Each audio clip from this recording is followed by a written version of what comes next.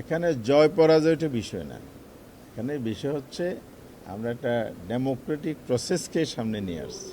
রাষ্ট্রের অভিভাবকত্বের জায়গা হলো রাষ্ট্রপতির এই পদটি। এখানেও যদি বিনা প্রতিদ্বন্দ্বিতা হয়ে যায় তাহলে আমরা গণতন্ত্র চর্চা যেটা বলি এটা হচ্ছে না। বিএনপির রাষ্ট্রের সাথে জনগণের সাথে যে দ্বিচার এটা তো করেছে, আমরা সেটা জাতির সামনে আনতে চাই।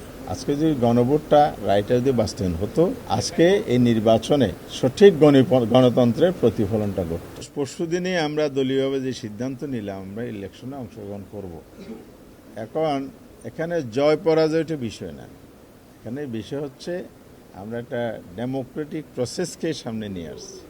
আমাদের আর্টিকেলে, কনস্টিটিউশন আর্টিকেল 59, সেখানে যেটা বলা আছে, রাষ্ট্রের সর্বস্তরের রাষ্ট্র পরিচালনা ব্যবস্থার নির্বাচিত প্রতিনিধির মাধ্যমে পরিচালিত। এখানে যদিও প্রতিনিধি সেভাবে না, রাষ্ট্রের তো প্রধান ব্যক্তি, নাম্বার 1 পার্সন, পদ মর্যাদাপূর্ণ, রাষ্ট্রের অভিভাবকত্বের জায়গা হলো রাষ্ট্রপতির এই পদটি। এখানেও যদি বিনা প্রতিদ্বন্দ্বিতা হয়ে যায় তাহলে আমরা গণতন্ত্র চর্চা যেটা বলি এটা হচ্ছে না। এই জন্য আমরা গণতান্ত্রিক ধারাটাকে ফিরিয়ে আনতে চাই, সুস্থ ধারায় রাজনীতিকে নিয়ে যেতে চাই। দেশকে পরিচালনা করার জন্য আমরা উদ্যোগ গ্রহণ করেছি।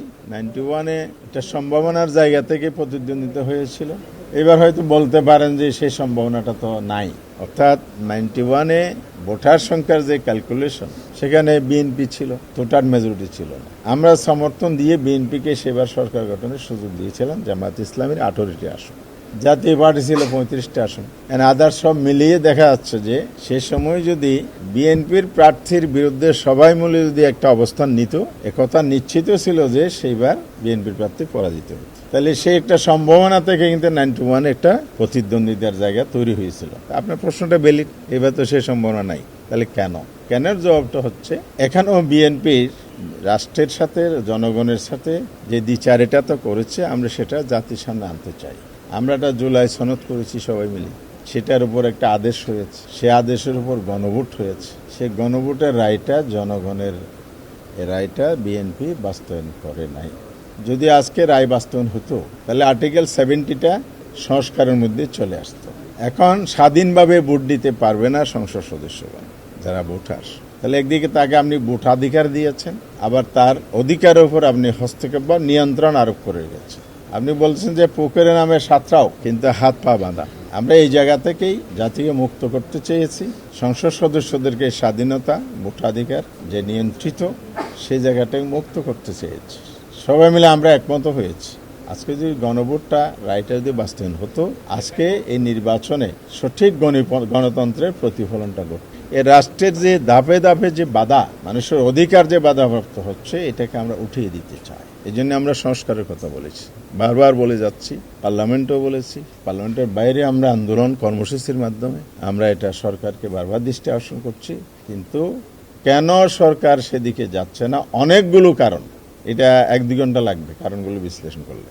অনেকগুলো কারণের মধ্যে অন্যতম প্রধান কারণের মধ্যে এটাও একটা যে আজকে বোঝা গেল, এখানে এমপি সাহেবরা মানে সংসদ সদস্যগণ স্বাধীনভাবে ভোট দিতে পারছেন না। যদি ভোট দিতে পারতেন, আমরা যাকে প্রার্থী দিয়েছি, একজন বর্ষিয়ান নেতা, খেতাবপ্রাপ্ত মুক্তিযোদ্ধা রণাঙ্গনের, উনি সাবসেক্টর কমান্ডার ছিলেন। তিনি সে সময়ে স্বাধীনতার যে রিভল্ভ, প্রেসিডেন্ট জিয়াও বলেছেন, উনিও বলেছিলেন, সবাই মিলে বিদ্রোহ করেছিলেন 8ম ইস্ট বেঙ্গল রেজিমেন্টে, যেটার মধ্য দিয়ে স্বাধীনতা যুদ্ধের সূচনা ঘটেছে। তো এই ইতিহাসটা তো কি অস্বীকার করতে পারবে না? এরকম একটা মানুষ আবার চাকরি 9 বছর বাকি থাকতে তিনি রাষ্ট্রের প্রয়োজনে রাজনীতিতে আসলেন। 4বার মন্ত্রণালয়ে দায়িত্ব পালন করেছেন, 6বারের এমপি ছিলেন, পরিচ্ছন্ন রাজনীতিবিদ হিসেবে সবাই জানে, একজন পিএইচডি হোল্ডার, দক্ষ অফিসার, বর্ষিয়ান রাজনীতিবিদ, অত্যন্ত গ্রহণযোগ্য একজন মানুষ, যাকে নিয়ে কোনো বিতর্ক নেই। এমন একজন প্রার্থী জাতি আশা করেছে, জাতির পক্ষ থেকে, জনগণের পক্ষ প্রতিনিধিরাও একটা যোগ্য প্রার্থী এখানে পেত। তার প্যারালার কোনো প্রার্থী তার প্রতিদ্বন্দ্বিতা আসবে এটা আমরা মনে করি না, জনগণ মনে করে। কিন্তু এই জায়গায় স্বাধীনভাবে ভোট দিতে না পারার কারণে, অর্থাৎ গণভোটের রায় বাস্তবায়ন না হওয়ার কারণে স্বাধীন ভোট দিতে পারছে না। আর্টিকেল 70 রয়ে গেল। এটা যদি সংস্কার হতো, কর্নেল আলী সাহেব নিশ্চিতভাবে বিজয়ী হতেন এবং সবার কাছে গ্রহণযোগ্য প্রার্থী হিসেবে তিনি আজকে নির্বাচিত আসতেন। এই সম্ভাবনাটা সমুজ্জ্বল ছিল। দুর্ভাগ্য এটা জাতির জন্য। আমরা সেই জায়গাটা বিএনপির দ্বিচারিতার কারণে অথবা তাদের সংস্কারের ব্যাপারে পজিটিভ মানসিকতা না থাকার কারণে জাতি এখান থেকে বঞ্চিত হলো। একজন দক্ষ যোগ্য লোকের সার্ভিস থেকে রাষ্ট্র বঞ্চিত।